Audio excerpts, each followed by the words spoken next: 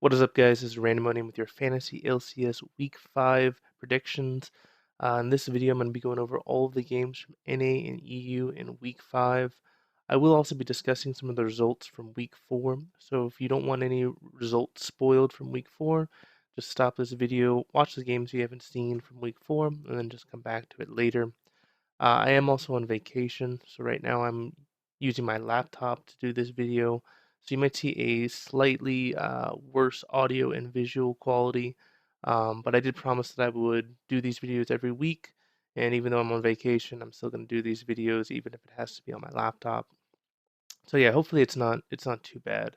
But yeah, if you notice any decrease in audio visual quality, just let me know so I can make a note of that in the future. But let's go into the games right now. So for the first team, we've got Counterlogic Gaming. CLG has been looking fantastic so far. I really think that they are the second best team in NA behind Immortals. That said, CLG has an incredibly difficult week 5, and it's probably the most important week for them as a team. Right now, they're going to go up against NRG and TSM, which they're both tied with right now. But that said, I think that this tough week could have happened at a better time because right now, Energy and TSM they don't look as strong as CLG. They've been kind of hit or miss. Energy has looked fantastic, but they've also looked just kind of okay. And the same can be said for TSM. They're not as consistent as CLG right now, and that for that reason, I think that CLG has a really good shot to go 2-0 this week. However, Energy and TSM are going to really try to punish Darshan because Darshan is the carry for CLG. So it's really essential that he steps up and relieves a lot of that pressure and forces Energy and TSM to devote more resources to mid lane so Darshan can get ahead. Um, but I do think that CLG is going to go 2-0 this week in two very close, very hard fought games. Next up, we've got TSM. They're going to be going up against Team Impulse and CLG. Um, TSM, I definitely think, is a very good team, but they have not returned to form. They're not as good as they were last season. I do think they're going to be able to handle Team Impulse, but I think they're going to struggle with CLG. They're going to have to really punish Darshan in order to be successful, and they're going to have to focus on getting double lift ahead. I think double lift is definitely the key for TSM, getting him on a late game carry and allowing him to basically carry the games for TSM. Next up, we've got Team Liquid. They're going up against Cloud9 and Renegades. Team Liquid has improved every single week. They're starting to look like a real powerhouse in NA. That said, Cloud9 has also looked fantastic, and I think it's going to be an incredibly close game between Team Liquid and Cloud9. Though I do think that Team Liquid is going to get the win, and I do think that Team Liquid is going to win against Renegades. So Team Liquid's going to go 2-0 in Week 5, and I think that the difference is going to be their superior team fighting. Team Liquid's team fighting is just absolutely fantastic right now. Our next team is Cloud9, and Cloud9 is going to be against Team Liquid and Immortals.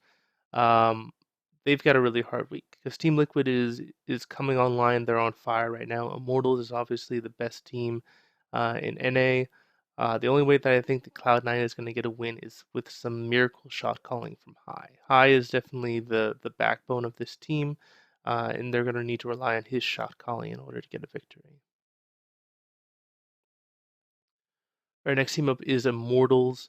They're going up against Team Dignitas and Cloud9. I do think Immortals is the best team in NA. However, they struggled a little bit last week. They didn't look as good in week 4 as they have in previous weeks. I think that other teams are starting to catch up with them. Immortals is still the best team, but other teams are learning from Immortals and they're starting to catch up. And I think that Immortals is going to continue to struggle, but they're going to still have a 2-0 week. I don't think the Dignitas or Cloud9 are good enough to challenge Immortals yet. That said, I think that the key player for Immortals is going to be Wild Turtle. Wild Turtle has performed exceptionally well for most of the split, and I think they're going to be looking to get him on a very strong AD carry and kind of close out the games in quick fashion. Next team up is NRG. They're going up against CLG and Echo Fox this week. In week four, Energy just they didn't look the same. In week three, they looked really great. In week four, they didn't look very good. So I'm not sure who's going to show up for Energy in week five. I do think that regardless, they're going to be able to beat Echo Fox because Echo Fox is really struggling right now. But I think they're going to struggle against CLG. They need to be able to punish Darshan. They need to get GBM ahead to beat CLG. Those solar laners are going to be absolutely essential in that CLG versus Energy matchup. But I do think the CLG's got a slight edge, and the Energy is going to go 1-1 this week. Next team is Team Dignitas. They're going up against Immortals and Team Impulse. I do think that they're going to go 1-1. I don't give them much of a shot against Immortals, but I think that they can pull out a victory against Team Impulse, though it's going to be a very close game. The key player for Dignitas this week is going to be Apollo. I feel like he's been underperforming this split. Shifter's been doing very well, but they really need Apollo to step up in order for Team Dignitas to have a shot at getting a playoff spot at the end of the split. All right, the next team is Team Renegades. Renegades has definitely been struggling quite a bit, but they do have not as hard a week. They've got Echo Fox and Team Liquid. I think the Echo Fox team is going to be close, but Renegades have the advantage. And I do think that they have a shot against Team Liquid, but they are the underdogs, and Team Liquid is looking a lot better than they did earlier in the split. So I think that Team Liquid will win that game. Um, but if Renegades has a shot, they've got to get Freeze fed. Freeze is definitely the backbone of that team. He's the only way that they're going to get a victory. So looked for Crumbs to try and gank early and get Freeze ahead and be able to snowball the game and rotate that winning lane to other lanes to get a tower advantage in the Team Liquid game. All right, next up is Echo Fox. They're going up against Renegades and Energy this week. I don't think that they're going to win either of these games, though they do have a shot against Renegades. But the big thing with Echo Fox is it's just really kind of like a revolving door. Like you don't know who's going to play for Echo Fox week to week. They've been having so many visa issues, and I just don't know who's going to show up for Echo Fox. It seems like the only constant for Echo Fox is Keith. So I'm looking for him to kind of hopefully carry both of these games. But I don't think that Echo Fox has much of a shot to win a game in week five. All right, next we're going to talk about Team Impulse. Definitely very unexpected so far. They've looked very good and they've also looked very bad. They're going up against TSM and Dignitas this week. I do think that they're going to lose both of the games, though they do have a shot against Dignitas. They really need to have a chaotic early game that they can snowball, and that's why I'm looking for Proxen, their jungler, to be very impactful in this week. Proxen needs to get some early ganks off. He needs to make the game chaotic and messy in order for Team Impulse to have a shot in week five. So we're moving on to EU. Week five for EU is going to be an absolute bloodbath, especially on Friday for the second half of the games. It's going to be absolutely fantastic. There are going to be a bunch of brawls for EU. They're going to really kind of determine who's going to be top of the pack for EU LCS. But our first team is Fnatic. They're going up against Elements and Unicorns of Love this week.